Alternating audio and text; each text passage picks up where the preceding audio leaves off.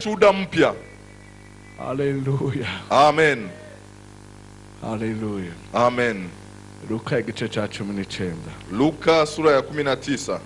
Kuva ku murongo wa mbere kuanzia mstari wa kwanza gushika kwa 10 mpaka mstari wa 10. Ni inkuru benshi bazi, ni habari wengi wanajua. Haleluya. Amen. Luka igice cha 19. Luka sura ya 19. Ashikiye Yeriko, ariko arahaca hari umuntu yitwa Zakayo, yari umutoza kori mukuru kandi yari umutunzi. Ageza kuraba Yesu ngo amenye uko asa, bimwankira kubw'ishengero kuko yari mugufi. Arirukanka aja imbere, yurira igiti citwa umusokomora ngo amurabe kuko yagira ace muri iyo nzira. Yesu ahashitse ararangamiza arabara ati, Zakayo ururuka vuba kuko uyu munsi nkwiye kurara iwawe. Yururuka vuba amwakirana akanyamuneza. Babibonye bose baridodomba bati ko yinjiye kurarira umuntu w'umunyavyaha. Zakayo arahagarara abwira umwami Yesu ati, raba mugenzi, umugabane w'itunga ryanje ngira ndawuha boro, kandi umuntu wese nagunze ndamurihe kane. Yesu amuvugako ati, uyu munsi agakiza gashitse muri iyi nzu, kuko uyu nawe ari umwana wa Aburahamu. Kandi umwana w'umuntu yazanwe no kurondera no gukiza icari cazimiye. Amen. Amen. Ijambo ry'uyu munsi, neno la leo, fasha kuri bariro muri kumwe, nisaidie kumwambia aliye karibu yako. Yesu yavuze, Yesu amesema ko uyu munsi arari wawe, kuwa leo atalala nyumbani kwako.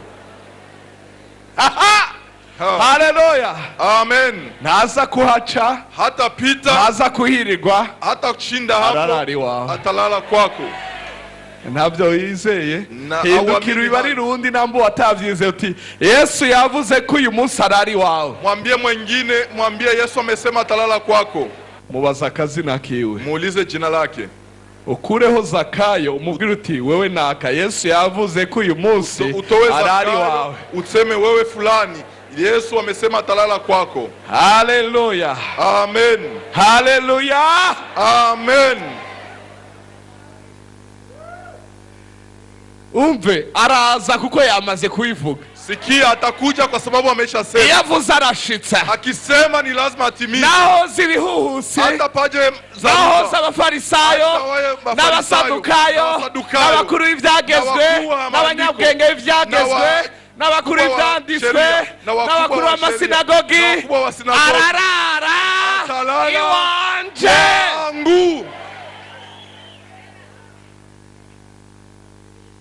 Icambere umenye ko harara kuko yamaze kuivuga. Cha kwanza ujue kuwa atalala hapo kwa sababu amesema. Ego hari igihe ahora aza giturumbuka. Ndiyo, kuna wakati anatokea ghafla. Ariko uyu munsi yavuze kwaza. Lakini leo ameweza kusema kuwa atakuja.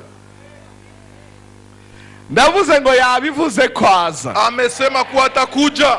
Ijuru n'isi bizovaho, mbingu na nchi vitatoweka, ariko nta ndome nimwe izova ku ijambo ryiwe. Kuna hata nukta itatoka kwenye neno lake. Yabivuze ati, uyu munsi ndarari wawe. Amesema leo nitalala kwako. Ntiyabivuze gusa, hakusema tu, yavyiyemeje. Amejikubalisha. Ndavuze ngo yavyiyemeje, amejikubalisha. Kuko aravuga ngo birankwiye, kwa sababu anasema inanistahili. Kuko uyu munsi nkwiye, kwa sababu leo ninafaa. Ategerezwa. anapashwa. Ntategerezwa uko wamutegetse. Hapashwi kwa sababu umemlazimisha. Ntategerezwa kuri mu ngorane nyinshi. Hapashwi kwa sababu uko katika shida nyingi. Ntategerezwa kubera uri umutunzi ufite inzu nziza wewe Zakayo. Hapashwi kwa sababu uko tajiri na uko na nyumba nzuri wewe Zakayo. Ko yabuza harara chiaza kurara kwa mutunzi. Kwa sababu amekosa mahali pa kulala na kuja kulala kwa tajiri. Hapana. Kuko ntacu umwana akora yigeneye atabona sagikora. Hakuna kile mwana anachopenda asipoona baba anakitenda. Atakuja kwa sababu baba amemtuma. Amesema mbingu imemtuma. Ngomero wa muntu ubishe mutabishima ijuru ryabishinze. Nitingizie mtu huyo useme upende usipopenda mbingu imeamua hivyo. Ijuru ryabishinze uko. Mbingu imepanga hivyo. Pastor. Ndio. Na vya bindi. Na yale mengine. Ndiko ndachamo. Ninayokuwa napitia. Na vya bindi nasize ntateguye. Na yale mambo niliacha sikuandaa. Yo rindira nje gusasa. Ngoja niende kutandika. Tutaenda pamoja. Uyu Musi leo darari wa. Nitalala kwako.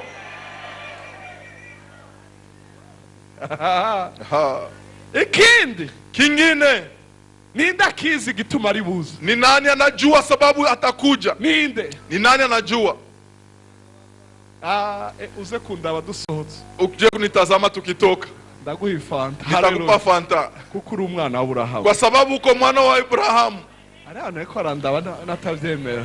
Kuna watu araza kuko uri umwana wa Abrahamu. Atakuja kwa sababu uko mtoto wa Ibrahimu. Ntavyo mwizeye. Hamuamini hiyo. Nzobivuga handi. Nitayasema mahali pengine. Ndavuze ngo araza kuko uri umwana wa Abrahamu. Ninasema atakuja kwa sababu wewe ni mwana wa Abrahamu. Bamwe birabagora kuvyemera. Wamoja inawatatiza kukubali. Kweli ibintu muriko muraca. Kwa sababu mengi mnayopitia. Aravuga ngo. Anasema eti. Ijambo ry'Imana ravuga ngo. Neno la Mungu linasema. Nanyi. Muri uruvyaro rwa Abrahamu. Ni kizazi cha Ibrahimu. Kubw'ukwizera. Kwa imani. Umwana w'umuntu yazanywe no kurondera hakuja kutafuta na kuponya kilichopotea. Ikizimira kinachopotea nicho wari ufise nicho ulikuwa nacho kisha kikapotea. Si cha bandu uja gutora, si cha wengine unaenda araza anakuja kuko uruwiwe kwa sababu uko wake watakaye uliyepotea. Watakaye mu birwara, ulipotelea katika magonjwa, watakaye mu bukene, ulipotelea katika umaskini. Araza atakuja, araza atakuja, araza atakuja.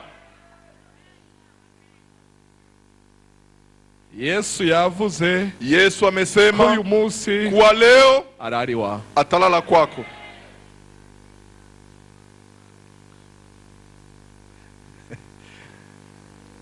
Nomero umuntu ngo utunze kufasha kwakira umushitsi. Nitingizie mtu huyo mwambie uje kunisaidia kupokea mgeni. Sinzi rero uza gufasha undi kuko mwese namba bagenderera. Sijui sasa atakayesaidia mwingine kwa sababu kama atawatembelea ninyi nyote. Ivyo imaziki. Mtasema sasa hayo yanafaa nini? Ivyo imaziki. Hayo yanafaa nini? Kugendererwa nawe. Kutembelewa naye. Urabaza bagenderewe. Waulize aliyowatembelea. Uitwa Naomi. Umuulize na anayeitwa Naomi na mume wake. Baterwa n'ikigoyi. Wakapigwa na njaa. Waja kurondera indya. Wakaenda tafuta chakula. Bagezeyo. Walipofika huko, Naomi agira ivyago. Naomi akapata shida. Apfusha umugabo. Akafisha mume. Apfusha abahungu be babiri. Akafisha watoto wake wawili wanaume. Akabaki pamoja na wajane. Na wari umupfakazi. Na yeye ni mjane. Yicaye muri ivyo. Akiketi katika hayo. Aharura imikoshi. Akihesabu mikoshi.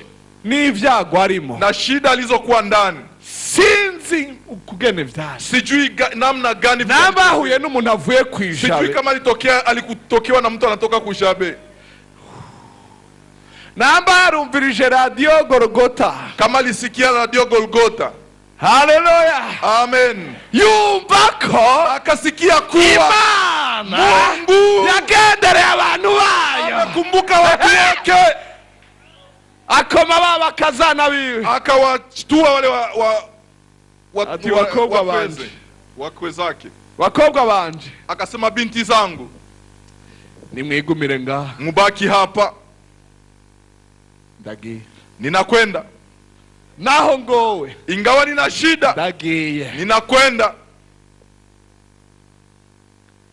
muri Yesaya 29:6. Katika Yesaya 26 aravuga ngo Uhoraho yarabagendereye, anasema Bwana aliwatembelea kandi azobagenderera, na tena atawatembelea ari mu mituragaro y'inkuba, akiwa kelele ari mu gashururu radi, akiwa katika kisulisuli. Reka ndakubarire, acha nikwambie, mwaragenderewe ntimwabimenye, wengi mmetembelewa mkufahamu, kweli ibintu bitagenze uko wavyiyumvira waragize ingora, kwa sababu vitu havikuendeka jinsi ulihitaji ewe kugendererwa ntubimenya, kutembelewa bila kufahamu. Muri iki gice cha 19 katika sura ya 19 ku murongo wa 44 45 mstari wa 44 Yesu ngo ashike Yerusalemu, Yesu akafika Yerusalemu, waraharaba akapatazama, araturika ararira, akaweza kulia, ewe Yerusalemu, akasema